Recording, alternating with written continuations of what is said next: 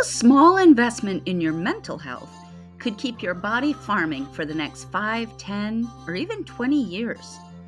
Listen in as freelance farmer Liz Resnick shares her experiences with farm injury and mental health in this episode of Food, Flowers, and Fun, Visits with Farm Women from Around the World.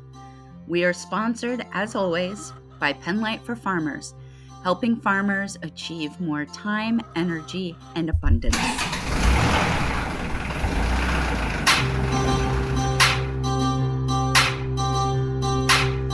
If you're the woman who does it all, farm work, housework, bookwork, homework, getting up at the break of dawn, this is the podcast for you. How do you multiply by fractions now? Get away from the cares of the day. Free stock, root stock, feed stock, seed stock. Chat with women around the world who raise food, flowers, and fun. With your host, Kay Castrataro. That's me. So welcome back to this episode of Food, Flowers, and Fun. And today we have Liz Resnick, who is freelancer extraordinaire. She does freelance tutoring, she does freelance translation, and she even does freelance fermenting. Yep. So let's get right in. Liz, welcome to our show today. How are you? I'm great. Thank you so much for having me, Kay. Oh, I am so glad to have you. And, you, just from your introduction, you are a very diverse and multi-talented person. And so I'm wondering if you can start by just giving us a little bit of your background so that the listeners out there who haven't met you before are going to get a sense for who you are and your eclectic and very multi-talented nature. Well, it's a long story, but I'll try to keep it relatively short. I started off my career in international development, and then moved into food photography, immigration law, publishing, some freelance writing for a yoga and meditation website. I was all over the place, bouncing around, trying to figure out what resonated, what felt like it was the thing, my thing. From the list you gave, obviously, I'm still trying to figure out what the thing, my thing is. But for a while, I settled on to farming. I was living in New York City and feeling really ground down by the hustle and the commute and the overstimulation and the noise pollution and the all of the craziness of New York City. Right. And so I started reading about food and farming and health, and I was having some mysterious health issues of my own. So there was personal curiosity driving this, like, is there something I should be doing differently with how I'm eating to help my body? And somebody gave me a memoir, which really spoke to me and launched then this whole journey with the farm that I've worked on and off for the past 5 years. So, okay, so you start off in New York City. You end up going and kind of interning at first at this farm. Am I right that um you were kind of interning there, but this farm does a lot of stuff, right? So you were doing livestock, you were doing fruits and vegetables. Tell us a little bit about like the work that you did on the farm. So we had to do an intro week as like a week-long working interview. So I did that first, and then I was hired on full-time. And full-time was full-time. We were working like 6 to 6, 5 days a week, year round. So I was mostly in veg, but I also helped in the on-farm butcher shop. I was doing value-added processing, which is where the freelance fermentation has grown out of. And you also said you were doing some chicken slaughtering this year. So we've got freelance chicken slaughtering too. Yes. Yes, this was where I first learned my chicken evisceration skills and my vegetable fermentation skills, among many other bizarre and eclectic skills one learns on a farm. So it's mostly in veg. I say I've done pretty much everything on the farm now over the past 5.5 years, except working with the live animals. I only work with the dead animals or their byproducts. I also did dairy processing for about a year. There you go. So, So, so let me ask you a little bit because part of the reason you got into the farming to begin with was that you were feeling really burnt out and not connected to yourself and the nature and the environment when you were in New York City. And you kind of went through some burnout farming as well. You ended up getting injured. And talk to me a little bit about that because I think, you know, this is something that a lot of farmers struggle with. We get into farming and we push, push, push, push, push. And we have this stigma against like taking a break, acknowledging that we're injured, any of that kind of stuff. So, talk to me about what that was like for you. What led to your injury, what kind of injury it was, how did you come back from that? so I had a pre-existing wrist issue, like a chronic overuse kind of tendonitis, in my right wrist. And I had had it already when I started on the farm for a couple years. Um, I chalked it up to poor desk ergonomics and, especially when I was working at a law firm, I had to do a lot of tiny mouse movements back and forth, filling out forms. So I had tried a bunch of things like physical therapy and massage therapy, and I could get it kind of okay. And I really was just hoping it would go away. And I had maybe some inkling it was related to stress.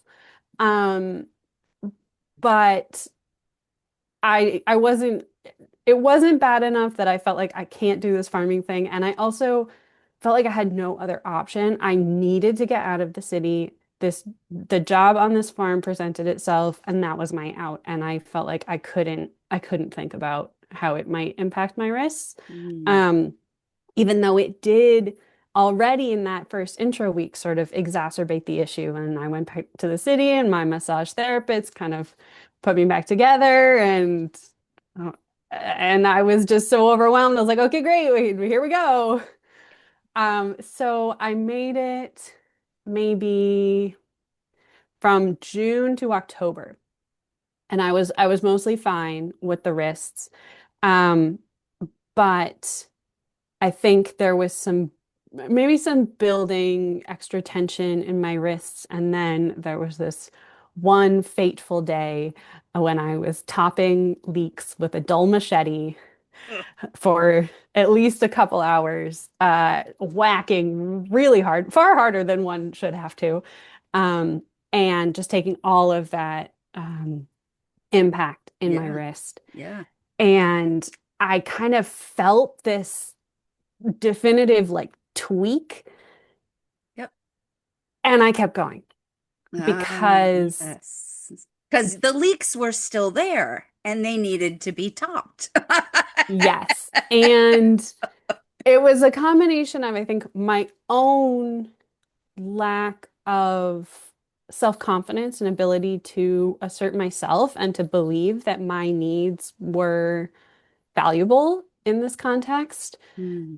and also a more general farm culture around working through it, working these long hours, really intensely, maximizing speed and efficiency. And we were already a sizable team, but there was still this constant feeling like there's infinite work. We're never getting enough done, Mm.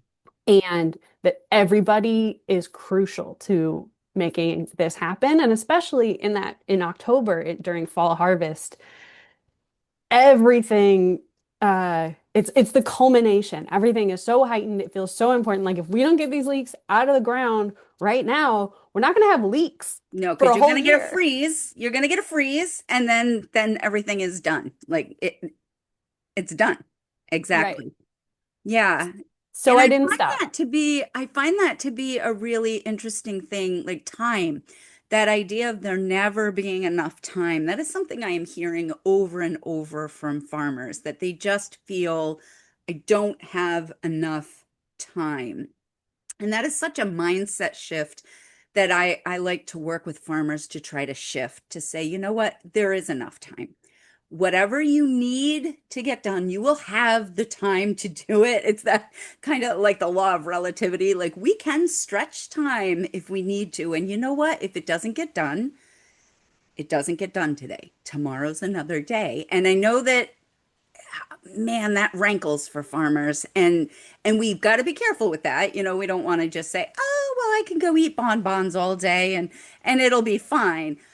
But there has to be a sense in which we start to shift our narrative so that we do recognize that there is enough time because we actually get more done in less time if we take that approach as opposed to then you get injured. So you got injured, and how did that impact your productivity? It wasn't good for it. Although I really did my darndest to pretend like nothing was wrong. I just kind of ignored it. I maybe would sort of do a massage or like rub some balm on it. And it wasn't getting better. And then I got a brace for it and I just tried to do everything but wearing a brace. And that sort of helped, but not really. Right. And eventually it got to the point where the farm uses WhatsApp loops for communication. There's like an animal team loop and a vegetable team loop. And Yep. we had one called One Hand, and it was where my managers could post tasks for me to do that I could do with one hand. And so this went on It, from, it's the gimpy loop yeah, this went on that from made you feel October real good that to you were one January. hand. How long did it go? I'm sorry. From October to January, the beginning of January, basically. Um, and I then in January one evening, I was angry shoveling because of some tense communication issues around the snow removal at the house where I was living and who was responsible for it. And it was starting to feel like a safety issue Mm. because the driveway was getting icy. So I'm out there shoveling at night, fuming, and I tweaked the other wrist in exactly the same way. And that was the critical moment of what I call my body pulling the emergency brake. Yep. And it was like, okay, you now have no hands. I couldn't do anything. It was an issue I later found out with the tendon that runs from the elbow all the way around to through the thumb. So anything involving my Oh. thumbs or gripping was painful. Oh, you mean like holding things, Yeah, squeezing things, manipulating things? I couldn't wash my hair without pain. Um, Yeah, because think about it. You scrunch. Yeah. right. And Unless you're a so 13-year-old boy, in which case this is not a problem. Says the mother of a 13-year-old boy. Oh man. So what do you do in that situation? Like, I know you are not the only, like, I am sure that we are talking to people out here who have run into this situation, and it might not have been two hands, but I know for my mom it was two knees. We can very easily get ourselves into a position where we are kind of crippled on the farm, and then what do we do about that? So how did you finally manage this? Because now you're no hand. Yeah, we couldn't have a no hand loop. You could do it with your mouth. Just start typing with my nose. So I finally had to address the issue with my managers and the owner of the farm. And I, but I was still not fully acknowledging what was going on. I said I needed to go home for 2 weeks. And it was January. And while this is a year-round farm, things were slower. And to me, that felt reasonable. I was like, okay, now I'm not needed. I can take some space to go back to my mom's and rest. And I thought after 2 weeks, I'll be fine. I'll just come back and keep doing what we were doing. Ha ha ha. That is not what happened. 2 weeks became 3 weeks. 3 weeks became 4 weeks. And after I had been back home at my mom's for a month, I finally, I finally realized that I was dreading the idea of going back to the farm. And that I also couldn't because nothing had changed in my wrists. Uh, they still hurt in the same way. And with that pause, I had opened up to all of these emotions that I hadn't been dealing with. Mhm. So, on top of the physical pain, then all of the accumulated exhaustion and frustration and confusion and sadness. And there were also a lot of difficult interpersonal and emotional dynamics going on with on the farm and my housing situation. And all of that came crashing down on me all at the same time. Yeah, let's talk about that for a minute because you had said earlier that you didn't realize how much stress had been a contributing factor to your injuries. Earlier today, you said that. And, I think that this is a really important point to bring out for people as well because we seem to try to disconnect our emotional and mental health from our physical health. And I mean, scientifically, we know that we really can't do that because we are such carefully crafted organisms that everything really does work together. Like when your body is hurting, it affects your mental health, which then affects your relationships. And vice versa, if your relationships are tricky, then that affects your mental health, which then causes you to tense muscles more often. It like does all this stuff that then creates physical issues as well. And then you've got like the whole internal system where your body inside can carry stress. Some people get digestive issues or chronic migraines or, all of this stuff that is all connected. And so we talk about the physical health of farmers, and I don't think we often connect it enough with their emotional health and their mental health. And when you were just saying your body pulled the plug, your body said, emergency brake, stop, too much, that also then opened up the whole other side of you that you'd been able to close away. And I'm interpreting for you. So if I'm misinterpreting what your experience was, please correct me. But it sounds to me like your body, when your body finally quit, then it was like the mind and the heart kicked into gear and you could hear it because you weren't drowning it out with all of this stuff. And that sounds like it was kind of like a perfect storm for you. It was, yeah, it was suddenly in the stillness. I could no longer drown it out with the doing, the busyness of the farm and the urgency. There's always something urgent. Yeah. And even if that urgency is then my own exhaustion at the end of the day, there's no time to feel. Or for me, there was no time to feel in that Hmm. schedule. And So you didn't have to. I think like for some of us can't, like we say, oh, I don't have time to feel, but other people are like, oh, phew, I don't have time to feel because feeling is scary. Like it's really scary. Those emotions that you were talking about, sadness and disappointment and all of that, like those are hard emotions. Those aren't as easy as like for me, anger is a super easy emotion. Like I can get angry, but anger doesn't like scare me. When I'm sad, I'm like, I don't like to be sad because there's something so much more intimate about that.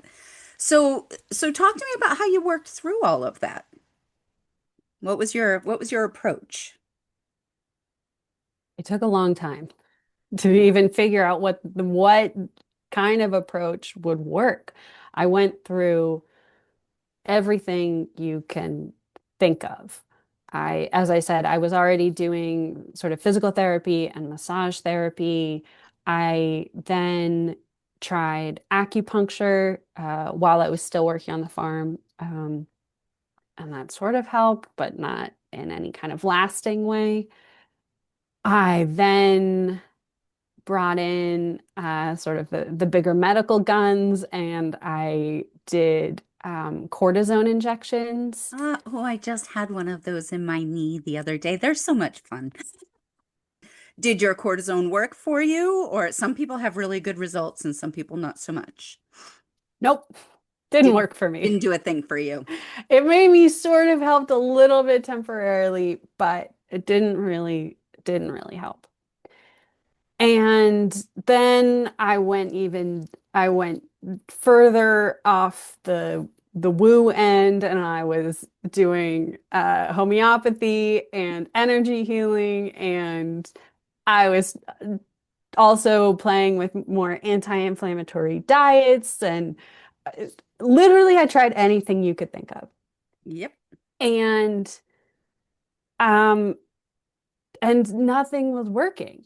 And finally, I actually very serendipitously ended up listening to a podcast interview with a homesteader who described exactly the same issue with his wrists Oh, and and how he went about dealing with it and his whole journey to understanding the more psycho-emotional, energetic issues that were underlying this physical issue. Exactly what you were just describing. yeah. And so, what worked for him was a combination of somatic meditation, so meditation really bringing you into the body, and Alexander technique, which is a kind of mindful movement training that works on bringing awareness to patterns. And they could be patterns of movement, how we have these ingrained habits that aren't necessarily efficient, but we just get used to, you always do it with your right hand. So you continue doing it with your right hand, and that creates like, an imbalance in your body, or that's a really simple example. But Or your uh, family has my family has like the Dame posture, we call it, because my maiden name is Dame, and my dad's cousin is a Rolfer, and I went to go see him to be Rolfed, which is also amazing. But when he first looked at me, he was like, "Oh, look at that Dame posture," and I was like, "What?" But because you grow up with people who stand a certain way, you just adopt that behavior. Like you don't even think about it. It's not something that you consciously say, oh, I'm going to stand this way. But what happens is that if all the people around you have this pattern of unhealthy alignment, then you pick up this pattern of unhealthy alignment, and then it creates tension and pressure, and then you end up with bulging discs and all kinds of stuff, not because you like hurt yourself, but because you were never, you know, you are modeling yourself after the wrong pattern to begin with. So exactly what you're talking about. Yeah, exactly. Amazing, isn't it? yeah, it's incredible. My Alexander teacher, so spoiler alert, I then went and did Alexander technique, and that is the thing that really unlocked some of what was going on for me. But he talks about how we are perfectly aligned for the most part until the age of, I think it's like somewhere between around 3, 4, or 5. And then even that early, you can start to see kids mimicking the movement patterns of the adults around them. Yeah. And they start, I mean, isn't that when we start really like enforcing behavior rules on our kids too? You know, I think about all that all the time that my son was almost 2 when I had my daughter. And up until then, it was like I didn't have to discipline. I didn't really have to correct. Like, I mean, you would say things like, "Oh, say please," and like modeling the behavior that you wanted. But at that age, like they're so just themselves that there isn't often a whole lot of stuff that you're like, wow, that's really bad behavior. No, I don't want to see that. And then they get older, and then all of a sudden we start imposing these expectations upon them. And how much of that also influences the way that they stand and are seen in the world? If you're in a family where it's, children are to be seen and not heard, then they come out and they're making noises and you're like, stop that. You got to be quiet, you got to sit down and behave. And then that actually changes the way that they show up even physically in the world. So fascinating. 3 and 4. Wow. 3 and 4. So how did you undo 20 some years of these patterns that were becoming unhealthy for you? With awareness of the micro tension that I was holding in my body, in my wrists, and all over my body, not just in my wrists. But we started with my wrists. So learning how to feel that tension and release it with honestly kind of like little mind tricks. It's really incredible. It almost sounds like a cliche, but the power of the mind or like mind over Matter. body. It's not real, but it's not in a coercive way. It's No. more just the two are so interconnected, and we can use the one that is a little bit easier for most of us modern people to access, our minds, Yeah. to get into the body. So my teacher has all these little tricks about or little prompts or directions Yeah. about how to relax into better alignment. And so some of it was doing that. Some of it was learning also about proper body mechanics and physiology and how our hands are supposed to work. That our thumb and fingers are meant to work in opposition to each other, which requires that they be curved so they can meet. And I realized that often when I was doing things like holding the handle of a giant machete, my thumb would be straight and um, pressing Yep.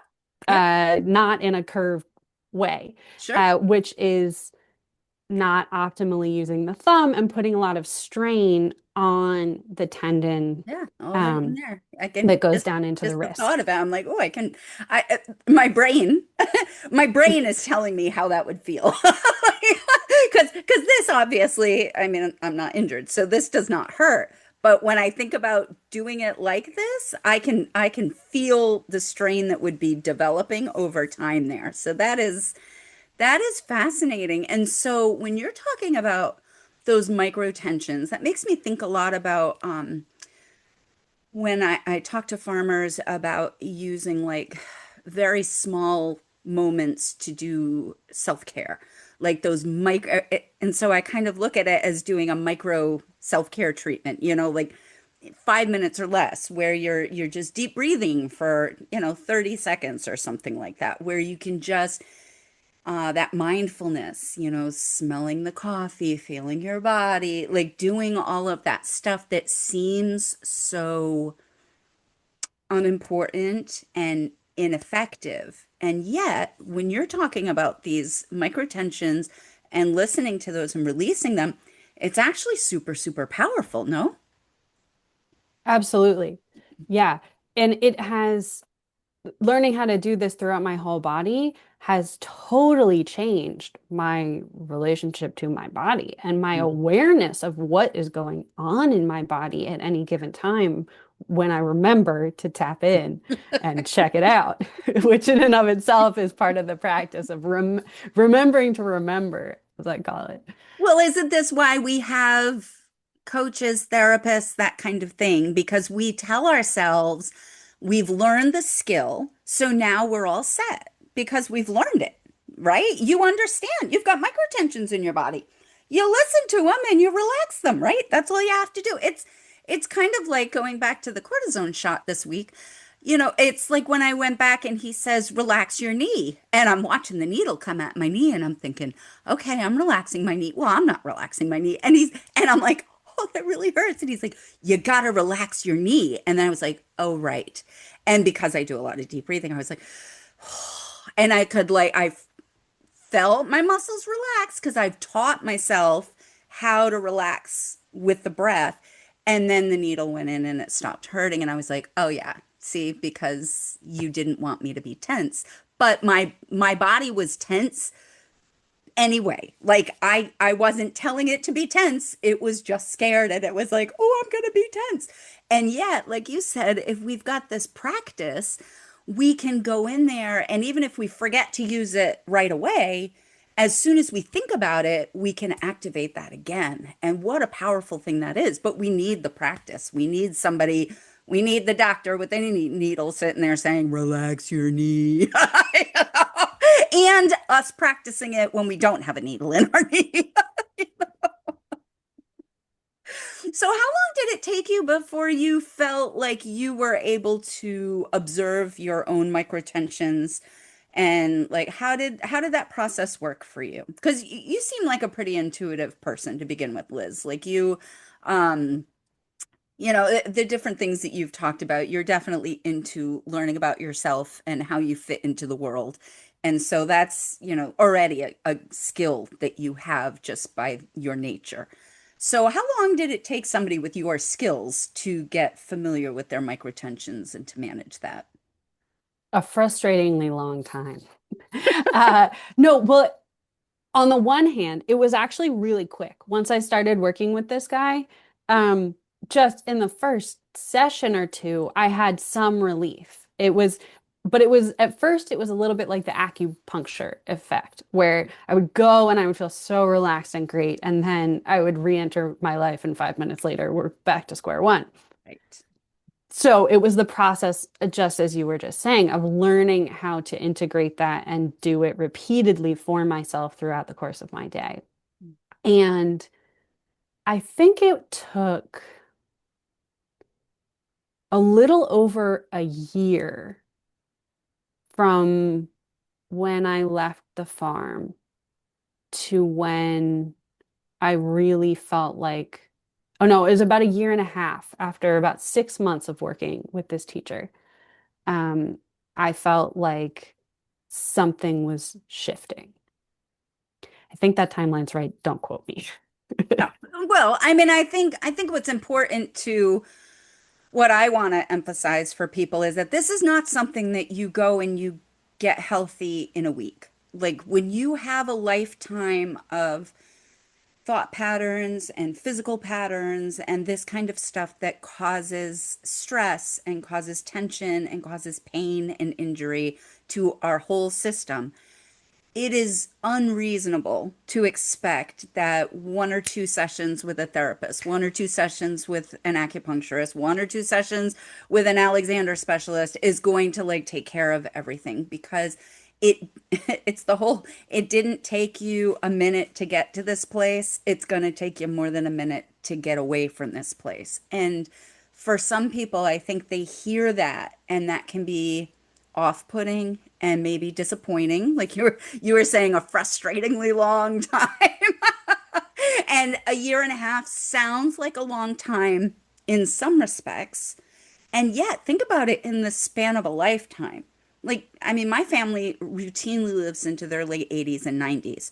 So if you take a year and a half out of 90 years of life, What is that? That's nothing. That's absolutely nothing.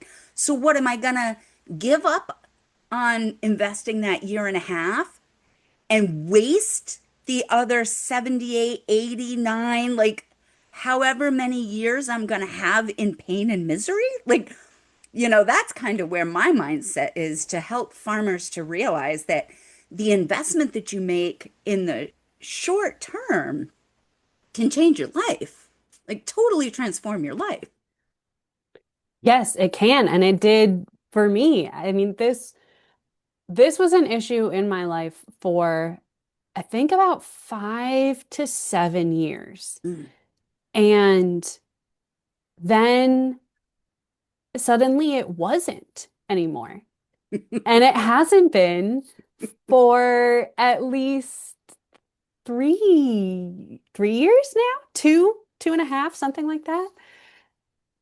And every now and then I'll do something and I will get a twinge. I'll overwork my wrists. I'll hold things in the inefficient way for too long and with that because I'm busy and I don't think about Yeah. it. I don't remember to remember. But it's this great reminder then to stop what I'm doing, relax my hands, go through some of those sort of mental tricks to release the tension, and it's also just a reminder to check in with what's going on for me emotionally, because that's something we touched on a little bit, but is a really important part of this as well, that it's not just I'm holding it wrong and so my body's tight and so I need to learn how to hold something correctly. There's this whole other layer underneath it of the emotions that have been stuffed down. It's almost like I imagine them like I'm stuffing them down into my body and it gets so filled up that they have nowhere to go except to come out through pain in some part of my body, like they're leaking out the cracks. Well, inflammation, like, as I'm sitting here associating with my knee, of course, and just connecting with that whole idea that it does like it does almost leak into your joints. And this is why we have these inflammatory illnesses, that the number one thing they tell you to manage for a lot of these inflammatory is your lifestyle and your stress levels. And so, obviously to eat well and, do that kind of thing. But the emotional care is really such an important point. And I think what you're saying about that stuffing it down and then it leaking into the rest of your body where it doesn't belong, there's a purification that our bodies are supposed to do. And if we're putting in too much junk, the toxins can't get out fast enough, and then they kind of poison us. Absolutely. Yeah. So I think that's so powerful what you're saying. So now you went out of farming for quite a while, and then you're, kind of doing a who am I this time? What am I going to do with my life in this next phase, of health and new goals and all of that, which again, I just love the fact that you're taking that time to figure out, like, okay, where do I need to go now? Like, where are my values and my priorities, and what does that look like? Because what it looks like for one person isn't going to look the same for somebody else. And we need to take that time so that we can be aligned with ourselves, and that will reduce our stress, and that will also take care of our bodies and, benefits all over the place. So tell me, I know you went back into farming for a while and you're still doing some freelancing. So tell us where you're at now. Yeah, I just can't seem to leave this farm. I worked a season. I took 2 years off, but even during that time, I was freelance fermenting even as I was trying to deal with this wrist issue. And then I ended up moving back here full time and working for a different farm in the area that also had a catering company attached to it that I was cooking for. And then I got roped back into working on this same farm where I started out, and then I left officially in March of this year, but I'm still helping out. So, um, it is hard. It's hard to leave. It sounds like there's a part of you that might want something new and different, and yet there's a part of you that doesn't want to leave this, especially this particular farm, because it has been a very formational part of your life. Like I think it's been a place that you've learned a lot and in good and challenging ways. And so that makes sense. So in some ways it's almost like the farm kid who's like trying to get off the farm, but can't really get the farm out of the kid and is trying to figure out where that all works. So why don't you just give us a little bit about your thought process right now? Like, how do you feel about just freelancing? Because, another one of the things that I keep telling people is we need to redefine this whole word farming and farmer. Like, we don't have to have a full-time farm career to be a farmer. Like, so, what you're doing right now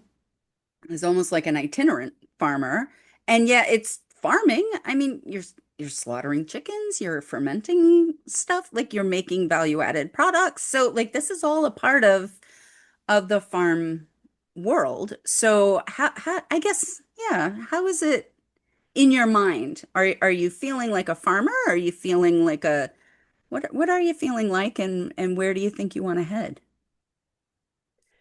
It's a very confusing, messy process. It is somewhat of an emotional roller coaster, even just every time I agree to do one of these special projects on the farm. I feel excited about it when I agree to do it. And then in the days leading up to it, I start to dread it because I have to move my wake up time earlier and I know it's going to be a long day and it's physically hard. And I'm now out of the habit of doing that kind of physical Yep. labor. And then I wake up at, you know, 4:30 or 5 and I get to watch the sunrise and it's really beautiful and peaceful and I get to go work with these dear friends of mine now, these people who I've been working with, there's a lot of turnover, but in some cases for the past 5.5 years. Yeah. And it's a really just fun, supportive environment. The work feels deeply meaningful to me, and it is so tangible and immediate. I can see instantly the impact of what I have done. We start the day with 400 pounds of heads of cabbage, and at the end of the day, there's like 2 barrels of cabbage ready to ferment. Yeah. And I know that that is going to feed a couple hundred people for 6 months, and we'll do a couple rounds of it, and we'll have a year's worth of kimchi or sauerkraut. And that is so gratifying.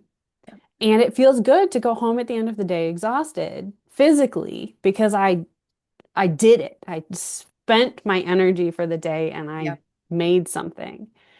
And also as the day wears on, so usually in the morning, then I start to question, like, oh, maybe I should come back to the farm. What am I doing with my life? Like, why am I not here? This is Why great. would This I is do it. anything but this? Yeah. And Yeah, then it's the usually addiction.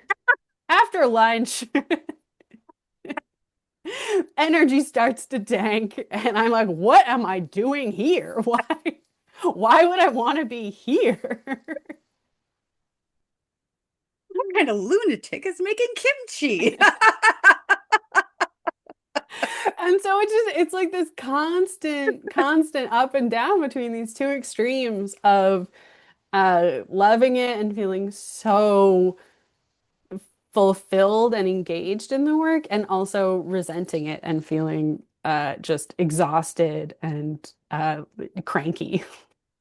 And I gotta say, I think that is a lot of the farming experience because, farming is a hard business. And it doesn't matter if you're farming full-time, part-time, like anything that you're doing to create food, to create beauty, like it's a lot of work. And so it does have that best of times, worst of times, where it's so beautiful and so gratifying. And there is something so delicious about just being physically exhausted at the end of the day where you're like, I really did lay it all out on the line and I worked hard and I sweated and I feel like I accomplished something. And then at the other hand, it's like, oh my gosh, I would love to have energy to like watch a TV show or read a book or eat supper. As opposed to, no, I'm too tired. I'm just going to bed. So, I'm sitting here and oh my gosh, like Liz, we could go for hours here, but I'm looking at my clock and I'm saying I don't have a lot of time left with you. So I'm gonna kind of shift into our end of the podcast questions. So the one question I ask every podcast guest before they leave is if you had one piece of advice that you thought every farmer should have, what would that be? To remember that you matter Mm. and that no matter how important what you're doing may seem, and it really may be extremely important and have huge financial ramifications, there is always space for valuing yourself. And that no matter what those financial ramifications may be, they're not more important than your well-being. Because if you aren't able, if something happens and you're not able to do it again tomorrow or next year, then it's not really worth it in this moment. And I mean, okay, that's a financial argument, but I think there's a more important uh, argument about like what is our value in this world at all? And Yeah. how do we value ourselves as humans and our employees as humans and our employers as humans? And that at some level that has to come first. That is so powerful. Like so, so much of what you said. I'm just, one of my earlier podcast guests, also one of her final statements was that you matter. Um, and yet this is a different take on that because that you matter was kind of like you're making a difference in the world. And this is the other side of that. It's the fact that you are making a difference in the world. So take care of yourself because taking care of yourself matters and taking care of the people around you matters. And that that whole question about why are we here, like that the existential why are we even alive in this place at this time? Like, I wish we had brought this up like 45 minutes ago. But I think that those are such powerful thoughts. And so any final thoughts before I send everybody off on their way, Liz? There's so much more we could talk about, Kay. There's probably I it's know I'm sitting here, I'm like, infinite. man, I could do a whole series just with Liz. But for today, we're gonna call it a day, and I am going to thank you, Liz, for being here and for sharing all of your wisdom with our listeners. And all of you out there, I want to thank you for joining us for Food, Flowers, and Fun, and we will see you next time. Bye. Thank you so much, Kay. How do you multiply by fractions now? Farmers calling, our show is all done. Goodbye, farewell, so long, adieu. See you next week, same time, same place for Food, Flowers, and Fun. Go in peace. Visit us at www.penlightfarmers.com.